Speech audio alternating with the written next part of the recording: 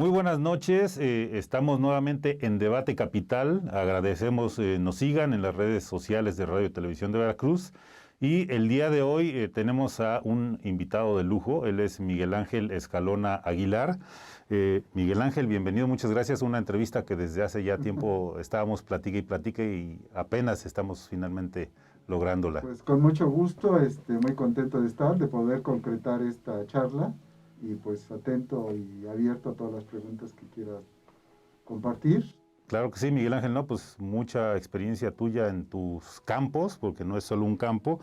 Y bueno, Miguel Ángel Escalona es doctor en agroecología, sociología y desarrollo rural sustentable, es profesor de tiempo completo de la Facultad de Ciencias Agrícolas Zona Jalapa y es el titular de la Coordinación Universitaria para la Sustentabilidad, COSUSTENTA, que se le conoce, de la Universidad Veracruzana. Y bueno, pues con él vamos a platicar sobre una serie de temas que de su trabajo de investigación, de su formación y de su trabajo también en general que está realizando aquí. Y bueno, Miguel, una de las preguntas clave, estábamos revisando tu formación profesional, tienes una formación en la UNAM, en la Universidad de Colima, en España, y un trabajo muy fuerte y formativo también aquí en la Universidad Veracruzana. Y bueno, una primera pregunta es, desde tu visión sociológica y además agroecológica, ¿cómo estás viendo lo que está sucediendo? Estamos en medio de una pandemia y esta pandemia nos está dando muchas lecciones y esas lecciones implica algo que a lo mejor no es nuevo, pero que finalmente con la pandemia son lecciones mucho más subrayadas, mucho más claras de nuestro modelo, sobre todo pues es un modelo de consumo y de relación en cómo nosotros adquirimos nuestros alimentos de nuestro entorno. ¿Cómo ves tú este panorama en estas sociedades contemporáneas? Pues es un tema muy importante y qué bueno que estemos en estas reflexiones sobre la pandemia. Me parece, y a veces soy muy drástico en decirlo, que el mundo se preparó para la pandemia, para morir en una pandemia. Es muy Fuerte. fuerte decirlo, pero se preparó porque desde el siglo pasado, desde mediados del siglo pasado, fuimos generando un modelo de producción y consumo de alimentos que hoy estamos viendo la consecuencia. Hoy estamos viendo que este modelo que se fue acumulando de la revolución verde, de la industrialización del campo, de la industrialización de los alimentos, de dejar un poco la comida fresca y entrarle a la comida procesada y ultraprocesada, todos estos elementos que se volvieron de alguna manera un hábito, que nos provocaron enfermedades como el sobrepeso, la obesidad, la diabetes, la hipertensión, no es de la pandemia para acá, es un proceso de muchos años. Y este proceso de muchos años tiene que ver con un modelo de producción y consumo de alimentos muy agresivo para la naturaleza y para nosotros. Hoy no sabemos de dónde vienen nuestros alimentos, no sabemos quién los produjo, no sabemos cómo se produjeron, cuáles son las consecuencias ambientales que esto genera, cuáles son los problemas sociales que estos modelos de producción generan. Pensemos, por ejemplo, en la soya transgénica. La soya transgénica hoy es la base de muchos alimentos industrializados.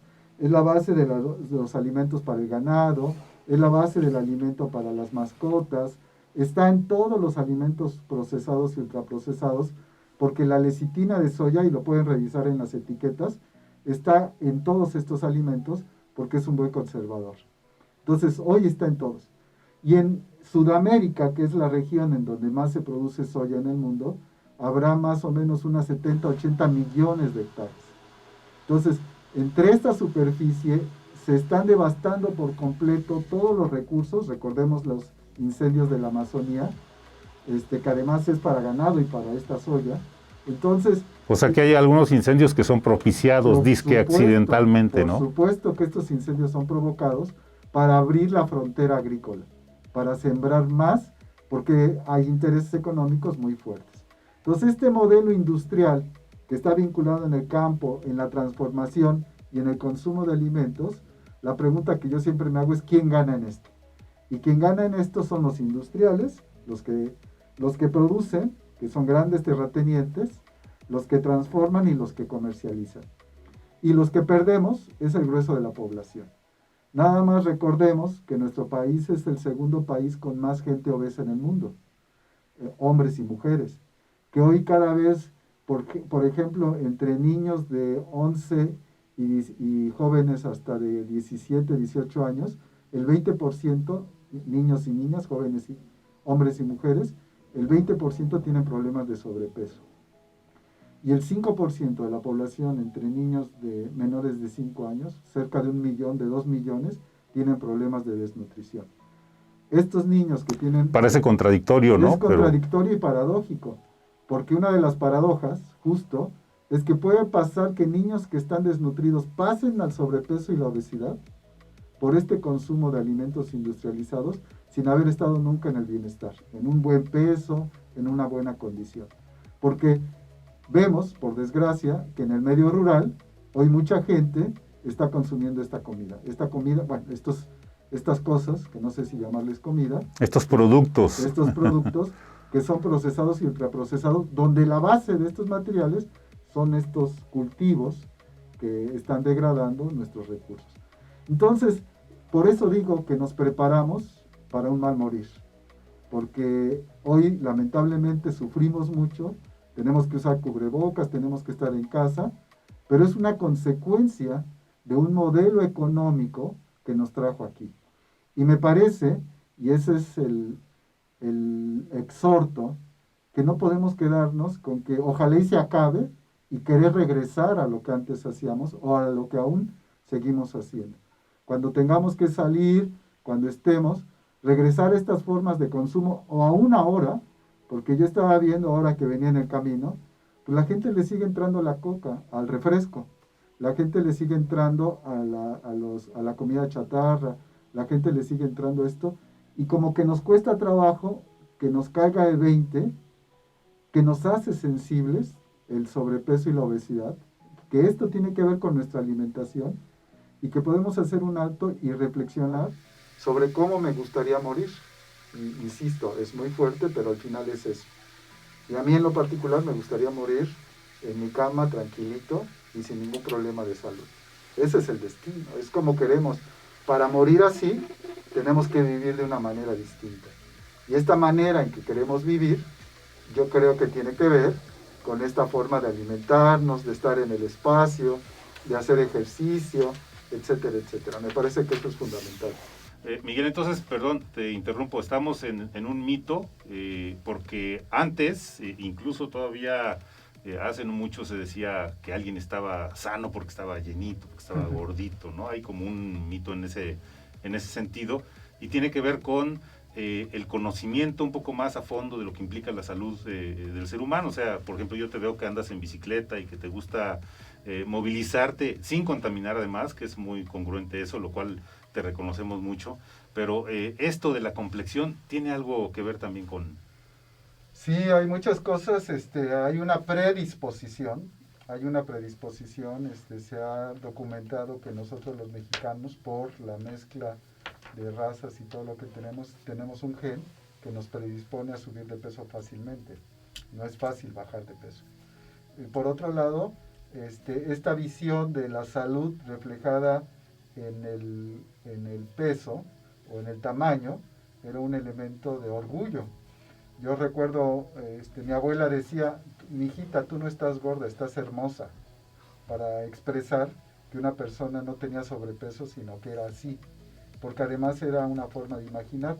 Veamos las esculturas prehispánicas y vamos a ver esos cuerpos que están llenitos, que tiene que ver mucho, pero también recuerdo una anécdota de un amigo que decía, mi hijo tiene 3 años, acaba de cumplir 3 años y usa talla 10. Como esto de que el crecimiento y se come tanto y come tanto. Entonces como que el crecimiento y la salud estaba reflejada en lo que comía, en la talla que usaba y en la constitución, en la estructura que tenían. Hoy sabemos que lo que hemos hecho históricamente es dañar a estos niños. Lo que hemos hecho es predisponerlos y nuevamente hoy, por desgracia, los índices de diabetes juvenil que tenemos en nuestro país son muy elevados y cada vez son más elevados. Ya Una persona adulta ya sabe que se tiene que cuidar, que tiene que tener ciertos hábitos, pero un joven que siempre quiere explorar y que tiene diabetes, le cambia su vida. Yo he visto niños jóvenes que están viendo el tema de la insulina, que están viendo cómo están, para ver si comen o no comen qué. Y ese es un problema. Y ese es el problema de lo que nosotros, de nuestra forma de alimentarnos. Entonces, si sumamos todo esto, esta visión cultural de la salud reflejada en el sobrepeso, esta predisposición genética que tenemos y este tema de la disponibilidad de alimentos ultraprocesados y procesados, se combinan para esto. Hay un estudio que se publicó hace poco de cuánto tiene que caminar una persona en la zona metropolitana de la Ciudad de México para acceder a una tienda de estas de conveniencia, estos mini super o estas tiendas de abarrote. Y lo que tiene que caminar una persona son 100 metros. Nada. Nada. Para acceder a estos lugares en donde el alimento que donde pueden conseguir son estos alimentos procesados y ultraprocesados. Y tiene que caminar el 51% más si quiere conseguir frutas y verduras. Entonces, es más difícil conseguir alimentos frescos que alimentos procesados, ultraprocesados. Es esta visión cultural de cómo nos tenemos que ver. A mí la gente me pregunta, ¿estás bien de salud? Te veo más delgado. Entonces, se asocia que si estás delgado, tienes algún problema de salud. Entonces, esta cuestión cultural también nos pesa mucho. Y también la cuestión de sentirte parte de un grupo social. Nosotros consumimos porque nos reflejamos en lo que nos dicen que podemos ser. Entonces, queremos salir del supermercado con el carrito lleno, queremos comprar esta comida empaquetada porque así es como me lo venden en los anuncios de televisión. Entonces, esta necesidad de pertenencia a un grupo, a un determinado grupo social, también me marca mis formas de consumo. Si esto lo sumamos y lo juntamos y no lo tomamos, pues estamos en este problema muy serio en nuestro país. Tiene que ver los medios de comunicación, tiene que ver el acceso a la comida, tiene que ver nuestra predisposición, nuestra propia cultura, nuestra aculturización, porque estamos perdiendo esta riqueza culinaria que es parte de la riqueza biológica y cultural que tiene nuestro país por pensar en un modelo, imitar un modelo globalizado. Y eso me parece que nos lleva a problemas muy serios. Es un imaginario aspiracional, ¿no? Efectivamente hay muchos aspectos que nos bombardean, nos avasallan con imágenes, estilos, esquemas, pero bueno. Ahora, la ciencia es fundamental para el ser humano. Sin la ciencia no tendríamos cosas maravillosas, pero también la ciencia en este sistema, digamos, de producción de alimentos todos procesados o ultraprocesados, es la cara mala, podríamos decir. Hay otra ciencia, y es a la ciencia que tú te has dedicado, de la producción, del conocimiento, de sistemas agroecológicos. ¿Cómo plantearías tú una alternativa, una visión, por lo menos alterna, a este sistema industrializado que tiene miles de tentáculos e intereses? ¿Cómo lo ves tú? Sí, a mí me parece que es bien importante esto de la ciencia, y yo lo definiría de una manera de la ciencia con la gente. Tenemos que hacer ciencia con y para la gente, no para el mercado, no para inventar cosas que sabemos que van a afectar a las personas. La ciencia no es neutral, la ciencia tiene un carácter social. Y nosotros, por ejemplo, que trabajamos en universidades públicas, nuestra responsabilidad social es con la gente. Si llega una empresa y me contrata para inventar un alimento que requiera menos cosas y que sea más efectivo y que daña a la gente, aunque yo tenga un financiamiento para hacer esta investigación, no lo podría hacer por una cuestión ética. Yo pienso que la ciencia la tenemos que hacer con la gente. ¿Y por qué hablamos de ciencia con la gente? Porque allá afuera de las universidades, fuera de las instituciones de educación, hay un montón de necesidades. Tenemos necesidades para mejorar la producción, pero de una manera que no se utilicen productos de síntesis química. Tenemos la necesidad de buscar procesos de almacenamiento y de transformación efectivos que no use conservadores químicos, sino que use productos naturales. Tenemos la necesidad de generar estrategias de producción y consumo de nutrición diferentes, porque la gente quiere hoy comer de una manera distinta. Entonces estas necesidades, diría, la sociedad nos interpela para trabajar de esta manera. Yo no tengo que inventarme lo que quiero investigar, sino tengo que atender estas necesidades sociales, porque al final para eso es que estamos trabajando en una universidad. Entonces, decimos que la ciencia tiene que ser con base en procesos sociales y participativos, co-crear el conocimiento con las personas que nos están demandando este conocimiento. Co-crear quiere decir que yo no soy el protagonista, yo no soy el que sabe todo, sino tenemos saberes distintos. Poner a dialogar estos saberes para llegar a imaginarios comunes me parece que son fundamentales y desde ahí construir nuevo conocimiento. Yo no conozco el lugar, la gente del lugar conoce su lugar, tiene toda la historia, sabe qué ha pasado, qué se ha cultivado, de dónde provienen las semillas, cuáles son las mejores plantas que se adaptan a esta condición. Y yo no puedo llegar y decirle, esto está mal y ahora vas a poner esto, porque me parece que eso habla de soberbia. Lo que sí podemos ver es cómo podemos mejorar estos recursos.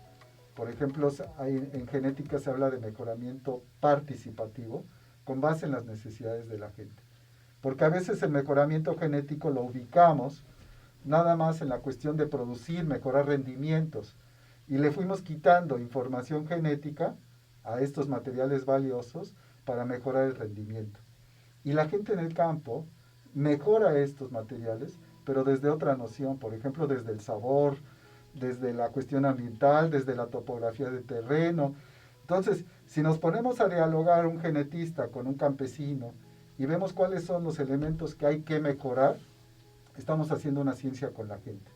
Y eso me parece que es fundamental, porque por desgracia, esta ciencia le llamamos moderna, ha generado estos problemas en los que estamos. Ha degradado el ambiente y cada vez es como más espeluznante. Yo les pido a la gente que vean qué es la vacuna del COVID. Y es una vacuna en donde se está modificando genéticamente el ARN de este virus para tratar de bloquearlo. Y es una vacuna en donde está la ingeniería trabajando al 100%. Y como estamos tan apurados para tener una vacuna, no vamos a tener tiempo de probarlo efectivamente. Y a mí me da miedo, un poco en estos cataclismos, que puede hacer que la vacuna sea más caro o más dañina que esto. Estámosle confiando a una vacuna, siendo que la alternativa sería vivir de otra manera. Es cómo generamos una resiliencia social, cómo generamos adaptarnos a estas condiciones para no sufrir este tipo de daños por los virus. La vacuna es importante, pero no es suficiente, no es la alternativa. O sea que las vacunas son una cuestión, bueno, que funciona, pero finalmente son remediales en términos de lo que podría ser mejor para el organismo. A mí me parece que si tú puedes mejorar tu condición de salud, si tú puedes mejorar tu condición de alimentación, si tú puedes hacer esto, estarás en mejor condición de soportar el daño de un virus a que si tú estás enfermo. Hablo de la gripe. Si tú tienes esta predisposición porque tu cuerpo no está bien, cualquier virus te va a hacer daño y cualquier virus te puede matar. La influenza, la gripe, cualquiera de estos virus. Los nuevos. Y espérense, no se acaba con el COVID. Se reportan que hay entre 500 y 800 mil virus que potencialmente pueden ser dañinos para el hombre. Entonces estamos en la era en donde las pandemias van a empezar a ser frecuentes. Pero esa es una consecuencia de un modelo de hacer ciencia en donde se ha sacrificado la riqueza genética, la riqueza cultural, por el objetivo básico de la economía. Y así estamos viendo el tema de la vacuna. Los laboratorios están compitiendo porque saben que va a ser el negocio del mundo. Porque no hay persona que no quisiera tener una vacuna, porque todo el mundo quiere salir a la calle y vivir como antes vivía. Entonces, esta noción de la ciencia como la que nos resuelve todos los problemas y en la cual no participamos y ni siquiera nos tendremos que involucrar, me parece que eso es muy malo. Y esta noción del científico viendo a la gente como que ignora, como que no sabe como que no hay por qué dialogar con ellos, me parece que es mal. Y la otra ciencia, la ciencia que planteamos desde la agroecología, es una ciencia de mejorar los procesos, pero con la gente. Es de mejorar los rendimientos, sí, pero mantener la calidad. De mantener este imaginario cultural, esta cultura que hay alrededor de estos alimentos y no quitarlos. Me parece que esta cuestión es importante. Por eso yo le llamo ciencia con la gente. Yo no me imagino hacer ciencia en donde no esté participando la gente. Porque si me encierro, y yo trabajé muchos años en laboratorios buscando el biofertilizante ideal y las cepas y todo eso, y al final la conclusión es que la naturaleza nos lo otorga de manera gratuita, que simplemente tenemos que aprender y entender a la naturaleza para mejorar los procesos productivos. Esa es la invitación. ¿Cómo le hago para suprimir todos estos elementos que parecen indispensables? Hoy el debate en el país es ¿por qué prohibir un herbicida que parece ser tan bueno? Y yo digo, ¿por qué es que estamos usando un herbicida para quitar hierbas? Nuestra noción integral, sistémica, se perdió porque nos impusieron una forma de producción en donde todo nos lo daba para hacer eficiente el proceso. Te doy este herbicida para matar hierbas. Las hierbas que en nuestro país se consumen se llaman quelites. Te doy este insecticida para matar este bicho. En México se comen insectos. Entonces, toda esta noción cultural nos la impusieron y hoy pensamos que no es posible producir si no tenemos estos productos. Como hoy mucha gente me dice, es que yo no puedo dejar de tomar refresco porque para mí es medicina. Entonces, se nos fue incrustando este modelo de hacer ciencia, de generar tecnología para que la gente aplicara esta tecnología sin pensarlo y desarraigando, quitando elementos culturales. Tenemos que cambiar esta noción por una ciencia que sea coparticipativa con la gente. Me parece que es fundamental. Es fundamental, de hecho es un paradigma que creo que es el paradigma que nos va a poder definir un futuro y qué futuro, si es que hay un futuro, porque ya hay muchos síntomas, hay muchas evidencias de que nos estamos yendo al hoyo con todo y planeta, ¿no? Entonces, bueno, eso es importante. Ahora, diálogo entre saberes, construcción de conocimiento conjunto, participación. Hay un modelo, aunque lo mencionas en el sentido de que, bueno, pues en el campo hay todas las experiencias y las enseñanzas. También en el campo ha habido una invasión de este mercantilismo, ¿no? Eso lo entendemos. ¿Qué le aporta, por ejemplo, la experiencia? Porque tenemos también como en el imaginario que el ideal, digamos, de desarrollo es vivir en un centro urbano, con un esquema en el que todo está facilitado, en el que todo, como decías, a 100 metros tenemos lo que sea para consumir, ¿no? Pero ¿qué estamos consumiendo ahora? ¿Qué le aporta el campo en un esquema comunal, no en un esquema individual, sino en un esquema comunal? ¿Qué le aporta a las ciudades, a los centros urbanos? Que para allá tendríamos que ir ahorita con esta charla, en el sentido de la producción de alimentos, la experiencia de la organización social que tú lo estás planteando. Por ahí nuestra amiga Isela Pacheco dice que tú eres un enlazador de mundos en ese sentido. ¿Cómo lograr que realmente toda esa experiencia, esos saberes de las comunidades le aporten a los centros urbanos y qué importancia tú le das a eso? A mí me parece que eso es fundamental y otra de las cosas que este modelo de consumo, este modelo económico nos hizo fue quitarle, digo yo, el rostro a la comida. Hoy no sabemos de dónde viene la comida, no sabemos quién la produjo, no sabemos cómo se produjo. Una de las ventajas, y este me parece que es un tema fundamental, es, imagínense la zona metropolitana de la Ciudad de México, que tiene más de 20 millones de habitantes. Imagínense la zona metropolitana de Jalapa, que no llegamos a 800,000 habitantes. Entonces, estas ciudades, que están definidas como ciudades intermedias, es en donde está el futuro del mundo. El futuro del mundo no está vivir aquí, está vivir aquí. Porque estas ciudades, ¿cuánto tengo que hacer para llegar al campo en una ciudad como Jalapa? En 10 minutos estoy en el campo. Entonces, lo que pasa es que nos dijeron que no volteáramos al campo, sino volteáramos a los supermercados. ¿Cuántas personas bajan a vender que están en las esquinas que discriminamos simplemente porque son diferentes, simplemente porque están ahí con esta necesidad, y cuántas las discriminamos y cuánto no valoramos ese tipo de alimentos. Entonces, nuevamente, un modelo de consumo nos llevó a olvidarnos del campo. Y estas ciudades intermedias tienen esa gran virtud de que que nos permite reconectar el campo con la ciudad. Es de manera natural, y lo que me parece que es fundamental es hacer esta reconexión. Es buscar mecanismos para que nos asomemos al campo, para que veamos las personas que producen en el campo y para que nos vinculemos con ellas. Para que yo pueda ir al campo, pueda cultivar parte de mis alimentos y generar alianzas. Este reconocimiento entre el medio rural y el medio urbano y esta conexión que siempre debe estar presente, me parece que es fundamental. Tenemos que avanzar hacia allá, tenemos que imaginar cómo le hago. Y otra de las paradojas de este modelo es que si le preguntamos a la gente de Jalapa, si tomamos a 10 personas y le preguntamos de dónde viene, probablemente venga del medio rural. Tuvo que emigrar porque no hubo oportunidades, o a lo mejor vive aquí pero tiene una parcelita allá. Y a veces cuando les preguntamos, dicen que son de Jalapa, que ellas no saben nada de campo porque se asocia el campo con la ignorancia.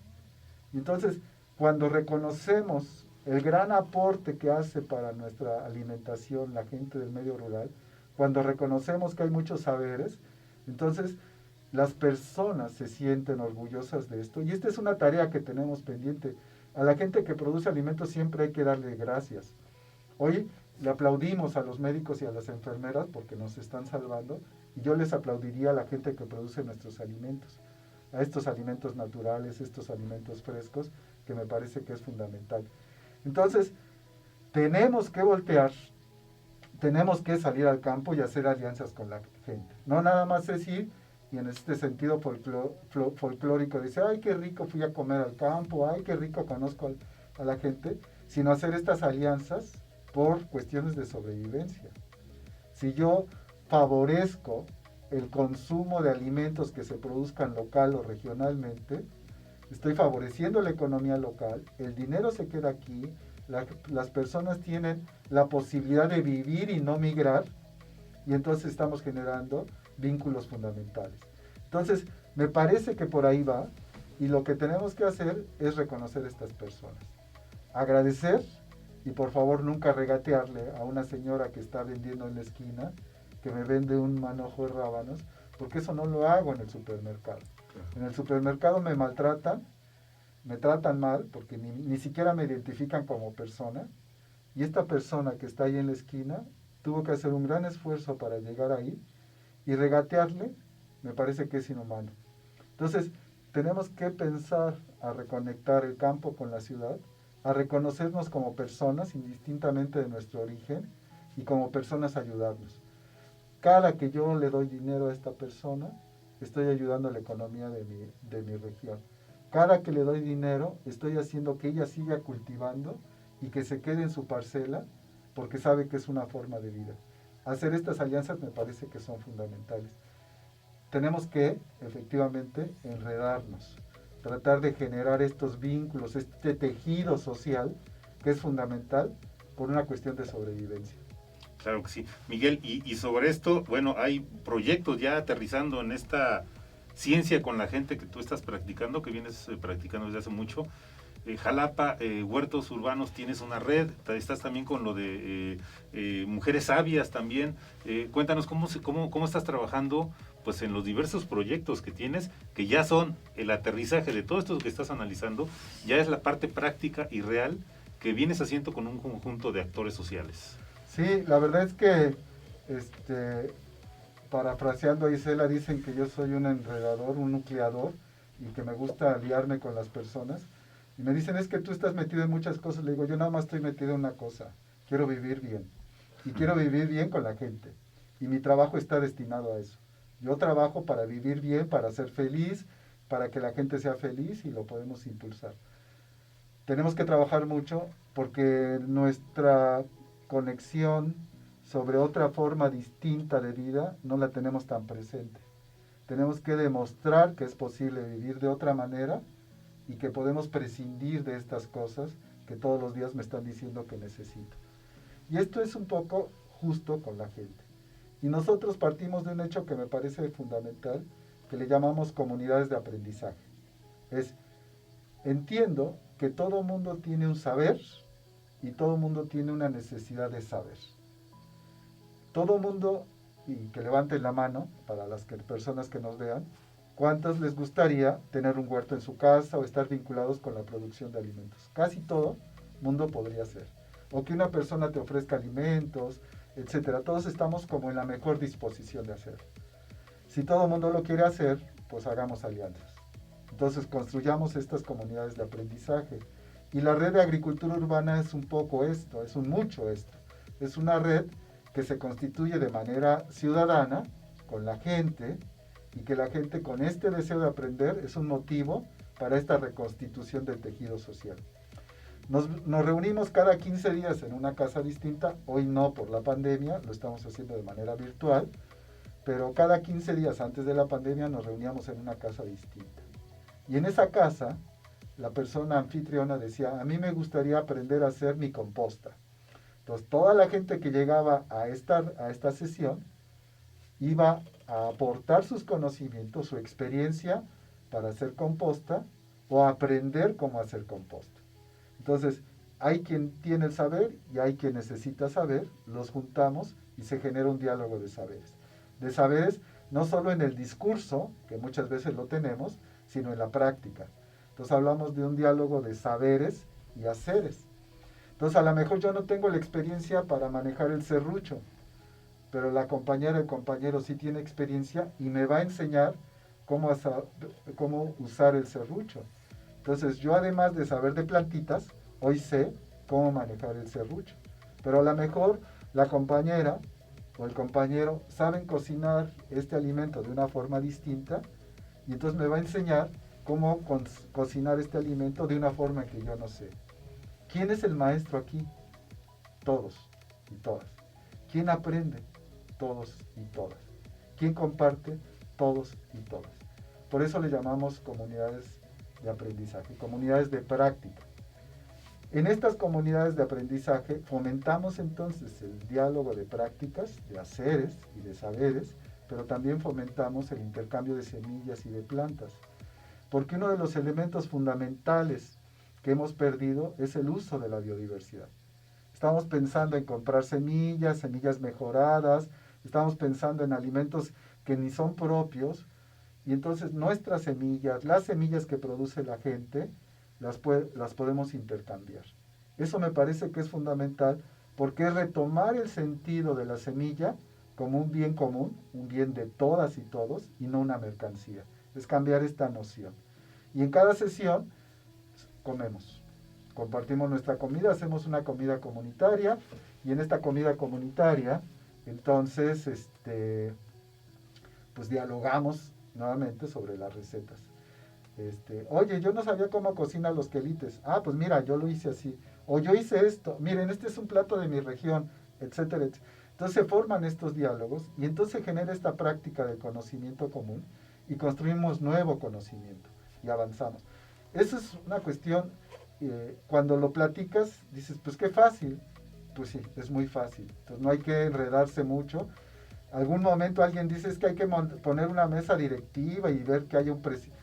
Espérenme, la esencia se acaba cuando damos poder, damos protagonismo, y en la medida en que diluimos el protagonismo, en la medida en que todos somos principales, entonces andan mejor las cosas. ¿Es necesario que yo esté para que ocurra una sesión de la red de agricultura urbana? En lo absoluto. Cualquier persona que esté puede facilitar una reunión de la red ciudadana de agricultura urbana. ¿Es necesario que esté mi conocimiento? No es necesario, porque hoy por fortuna muchas de estas personas tienen este conocimiento. Y eso es importante porque uno de los objetivos que tenemos en esta parte es formar facilitadores, promotores de estos procesos. Es todas estas personas que han aprendido esta dinámica y esta práctica, la pueden reproducir en su barrio, la pueden producir en otro lugar del país, lo pueden hacer en otros lugares y no pasa nada, no es una idea de Escalona, es una idea colectiva que se cultiva cada vez que ocurre. Y entonces, hoy por fortuna tenemos muchas personas que funcionan como facilitadoras, estamos ahí y que me parece que hoy, en esta circunstancia de pandemia, estaríamos listos para compartir estos saberes y se cultive. Lo que hablamos nosotros es de formar no solo las comunidades, sino formar una sociedad educativa. Es que toda la gente en Jalapa pueda aprender a producir sus propios alimentos con estos promotores, facilitadores que hemos ido creando. Y entonces en un ejercicio que hicimos con el ayuntamiento para sensibilizar a los niños y las niñas de escuelas primarias y secundarias a separar sus residuos, desde un enfoque le llamamos sistémico, con una visión de sistema, entonces propusimos hacer una actividad lúdica, una cuestión artística, organizamos un monólogo, y este monólogo... O sea, las artes como elemento, digamos, pedagógico fundamental. Esto no puede, es que esta noción del sistema no puede separar la parte técnica de la parte humana, de la parte cultural, de la parte de la sensibilidad. Y entonces le pedimos a una amiga, Leticia Valenzuela, que nos ayudara a capacitar a mujeres para que contaran historias que tienen que ver con mi vida cotidiana, para tratar de reflexionar sobre mi forma de consumir y mi forma de generar residuos. Y el concepto que manejamos aquí fue de mujeres sabias. Entonces las mujeres que están vinculadas, nosotros identificamos a la mujer como el cuidado, pero este cuidado mal entendido porque le sobrecargamos el trabajo y no como el de estas mujeres que tienen amplios conocimientos y que nos pueden enseñar, nos pueden dirigir, nos pueden decir por dónde. Entonces le llamamos mujeres sabias y había personas jóvenes, personas mayores, etc. Y entonces te identificabas con ellas por esta cuestión del cuidado visto de esta manera y nosotros hablamos del cuidado visto de esta manera, del saber de la mujer, de este cuidado integral, de este cuidado no solo del cuerpo, del corazón, del alma, y entonces avanzamos hacia esto. Construimos un monólogo, todas estas personas estudiaron teatro, todas estas personas hacían este monólogo, construimos todo el set y entonces hacíamos un teatro itinerante. Entonces íbamos escuela por escuela, armando esta obrita y sensibilizando a los niños, invitándoles a dibujar qué les despertaba esto. Y entonces empezamos a jugar con estos elementos del arte como una herramienta, como un medio para la sensibilización, para poder cambiar esta noción de basura por residuos. Nosotros no queremos basura, queremos residuos. Saberlos separar de manera correcta, saber no generarlos, nos parece fundamental. Y son estos ejercicios que estamos haciendo. La red está trabajando, está muy viva. El proyecto de Mujeres Sabias fue sumamente satisfactorio. Hicimos un concurso al final, invitamos a las escuelas para que presentaran cuáles habían sido sus prácticas de separación y manejo, de reducción de residuos, y participaron de 200 escuelas con las que trabajamos al principio, más de 50 escuelas en este concurso para mostrarnos sus prácticas y sus proyectos. Hubo un premio que el ayuntamiento iba a armar el huerto para que con base en esto mantener este proceso que habíamos impulsado. Entonces, esto me parece que es fundamental. ¿Cuántos conocimientos hay aquí? ¿Cuánta sistematización estamos logrando con esto? Y entonces cuando sistematizas esta información, estás generando nuevo conocimiento, estás trabajando con la gente y entonces no es necesario que tú estés pensando en cuántos artículos vas a publicar, sino de manera natural los resultados están ahí presentes, vivos y activos. Entonces, esto es como el tema. ¿Cuántos lugares hemos ido? Y eso me parece que es otra cosa importante. Desde el 2013 a la fecha, hasta antes de la pandemia, estuvimos cada 15 días yendo a una casa distinta. Y si hiciéramos, y estamos en eso, poniendo los puntitos en la ciudad de todos estos lugares, hay lugares en donde la gente dice, yo a ese lugar no voy porque capaz que me pasa algo. Y la gente llegaba salíamos como a las 8 de la noche y nunca en estos 7 años a alguien le pasó un accidente, nunca robaron a alguien. Otra cosa maravillosa es que la gente abre las puertas de su casa y no sabe quién va a llegar, pero no duda que las personas que van a llegar llegan con esta cuestión de la red, que son personas bien intencionadas, y esa es una cosa que me parece que socialmente es fundamental. Tenemos que retomar la confianza, el apoyo mutuo y el de reconocernos como semejantes. La gente abre sus puertas, esta comida colectiva es genial porque todo el mundo come, comparte, los anfitriones lo disfrutan. Y algo maravilloso es que si hiciéramos una gráfica, a lo mejor en las primeras reuniones, o a lo mejor una persona que llega, pues, como va a compartir algo, va a la tienda y comparte y lo que encuentra es eso. Pero hemos visto que la comida industrializada o procesada, ultraprocesada está ausente. No porque lo hayamos marcado como una norma, sino porque se construye socialmente esto. Entonces, es una construcción social que nos lleva a reflexionar y decir, no, pues mejor esta pertenencia de grupo, esta te va generando estos estándares, estas formas de estar colectivamente. Es muy bonito. Sí, no, se ve la pasión. La verdad es que te felicito por el trabajo y bueno, a toda la gente que está en esta lógica y la gente que quisiera, porque también es un proceso, digamos, de transición, de cambio. Ahora sí, como recientemente veíamos por ahí un video y memes y todo de la pregunta al público, ¿no? ¿Quién quiere que haya un cambio? Todos, ¿no? ¿Quién quiere cambiar? Nadie levanta la mano. Entonces creo que también es un proceso ahí para la gente que está interesada, por ejemplo, en dónde conseguir semillas o dónde contactarse con ustedes también, y que podemos poner también en pantalla los datos que nos compartas, pero en este sentido, ¿qué tan difícil es que en una pandemia, por ejemplo, la gente pudiera tener su huerto, sus hogares sustentables, con un huerto, que hogar sustentable pues implica muchas otras cosas, pero también tener un huerto, porque estamos en una situación de pandemia que la propia economía está afectando pues la supervivencia de la gente. ¿Qué tan difícil es tener un huerto? ¿En qué espacio? ¿Con qué condiciones? ¿Qué implica en términos técnicos también esto? Aparte de la organización que ustedes ya están realizando y que nos estás compartiendo. ¿Qué tan difícil para quien todavía no sabe que eso es posible? Yo digo varias cosas. De maceta para arriba ya es huerto. Entonces no se preocupen si no tienen espacio. Si tienen una maceta, si consiguen semillas, siémbrenlas, separen sus residuos, hagan su composta y ya van a tener su huerto.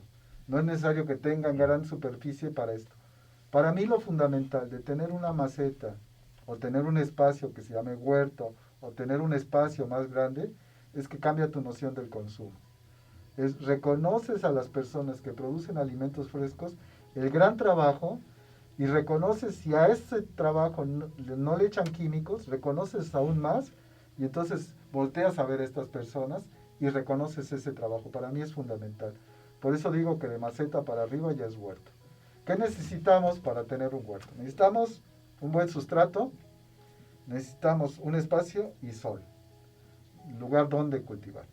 Puede ser el balcón de la ventana de mi casa, puede ser la ventana de tu casa. Puede ser tu azotea, puede ser tu azotea. Puede ser el garage que le puse puro cemento y ahora no sé qué hacer, puede ser esto. Puede ser atrás de mi casa, porque yo vivo, puede ser ahí. En cualquier lugar, mientras haya sol, tengamos una buena tierra y buenas semillas, en cualquier lugar lo podemos hacer. Ahora, lo importante es cómo lo hago de manera metódica, y eso para mí me parece que es fundamental. Los mexicanos nos da flojera anotar, por eso es que se nos olvidan las historias, porque si anotáramos las historias nos recordaríamos que hay alguien que me metió en este lío, y ese alguien pues se está riendo de nosotros. Entonces se nos olvidan las cosas. Cuando anotamos es más difícil que se nos olviden. Siempre recomendamos que la gente cuando inicie un huerto tenga una bitácora, porque ahí puede anotar. Y ahí puede anotar la historia de su huerto, de dónde consiguió la semilla, cuánto tardó en germinar, etcétera, porque eso para nosotros es muy importante. Entonces, si tienes estas condiciones, lo puedes hacer. Puedes aprender a hacer composta, puedes aprender a hacer composta. Entonces, en verdad, no hay limitantes. ¿Qué estamos haciendo nosotros ahora en la pandemia? Generamos dos alternativas que me parece que son importantes. Una le llamamos los grupos de apoyo para la producción de alimentos en casa, grupos APAC. Y estos grupos APAC, lo que hicimos es que la gente que tenga un celular, yo pienso que mucha gente tiene un celular, en vez de usarlo para estar viendo memes, viendo malas noticias y estar imaginando otras cosas. Que también necesitamos esa desintoxicación. Exacto. Entonces, mejor lo uso para reunirme con otras personas que quieren aprender a hacer su huerto. Entonces, todas estas personas que decimos se formaron como facilitadores, las invitamos a que organizaran un grupo APAC. Entonces, tenemos entre 5 y 9 aprendices y un facilitador o facilitadora de este grupo APAC. Entonces, la persona, el facilitador, organiza con base en su tiempo, su experiencia y su práctica, su grupo, y lo va orientando para tener su huerto en casa. Entonces las personas le escriben a esta persona y le dicen, oye, ¿dónde puedo conseguir macetas? Entonces las macetas las puedes hacer de esta manera. Oye, ¿dónde puedo conseguir buena tierra? La puedes hacer de esta manera.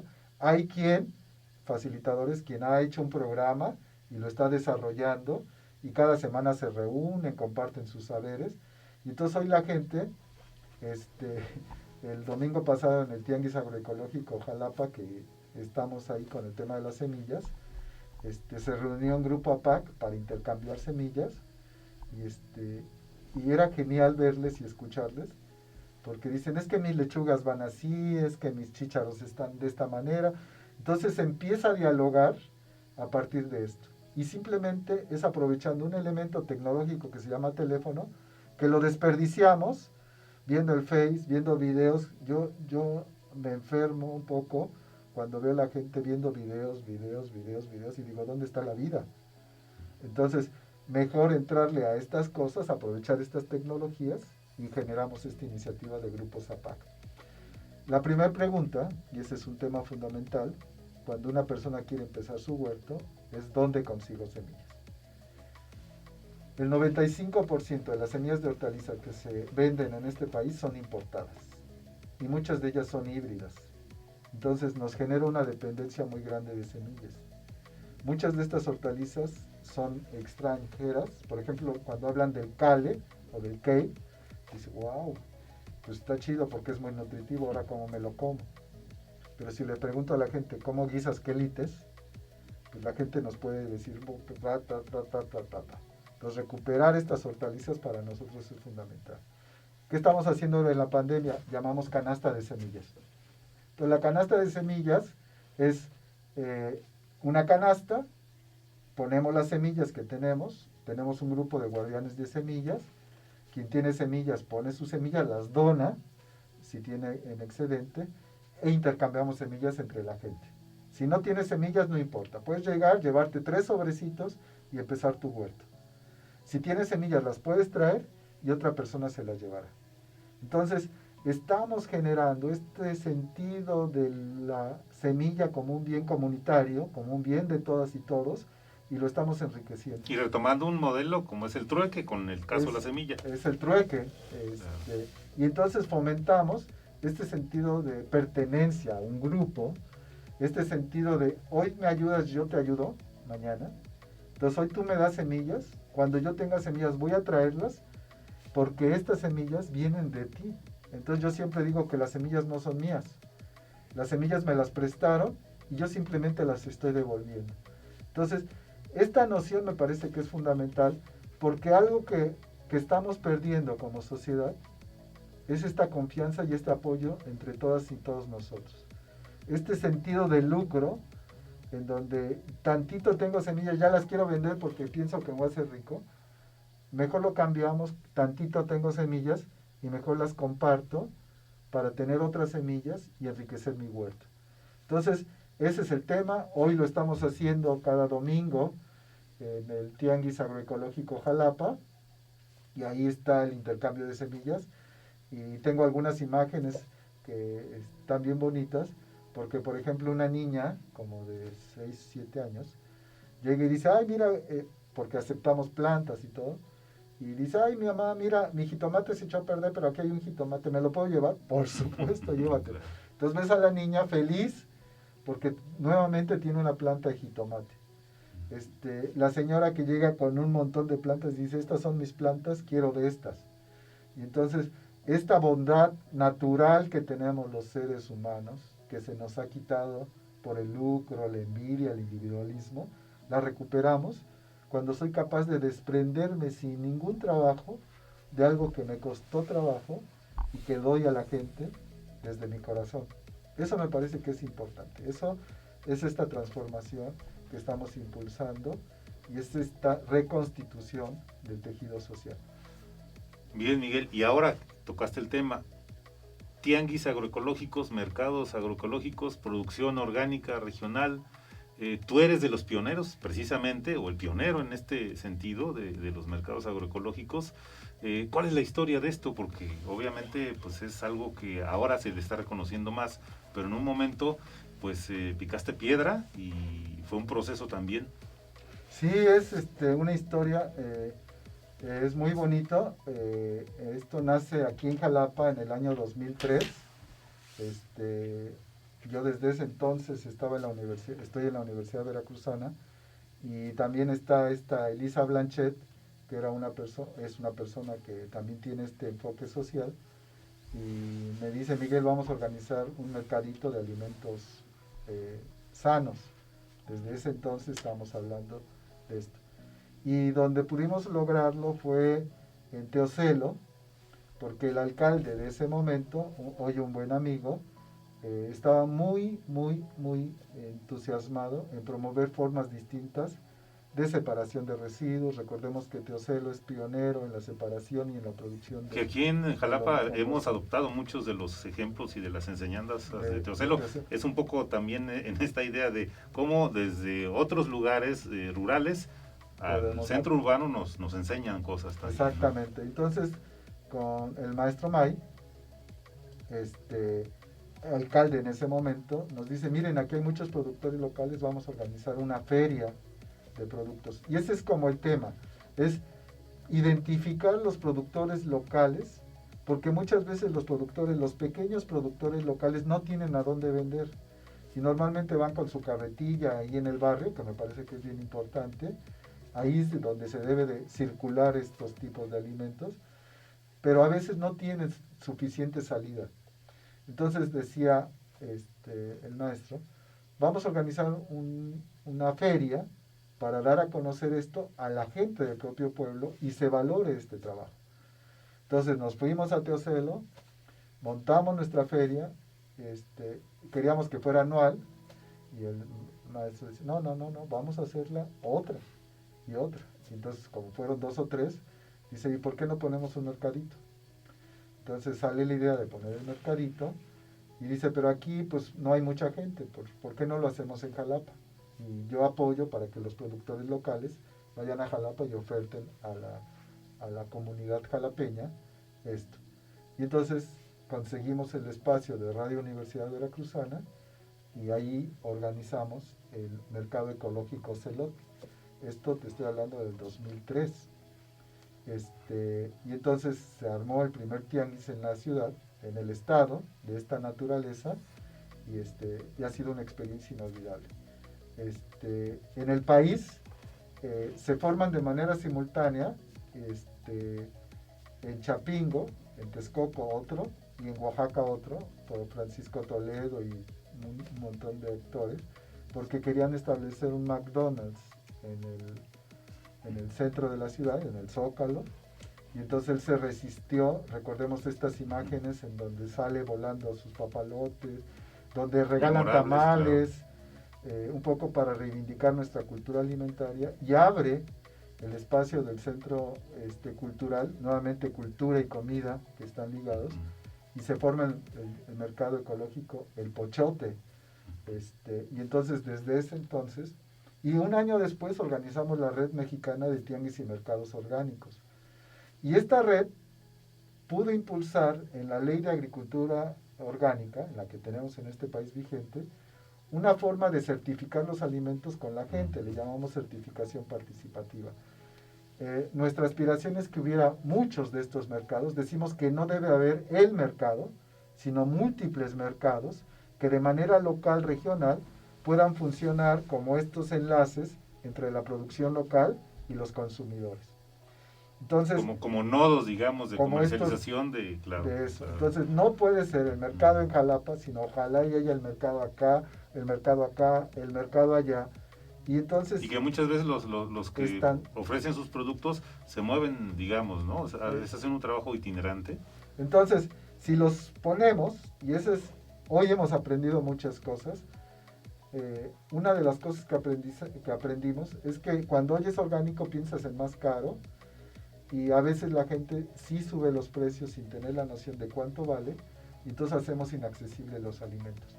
Entonces lo que proponemos hoy es hacer estos mercados comunitarios como existían antes, reconociendo a estos productores locales y acercándole estos alimentos a las personas que tienen menos recursos.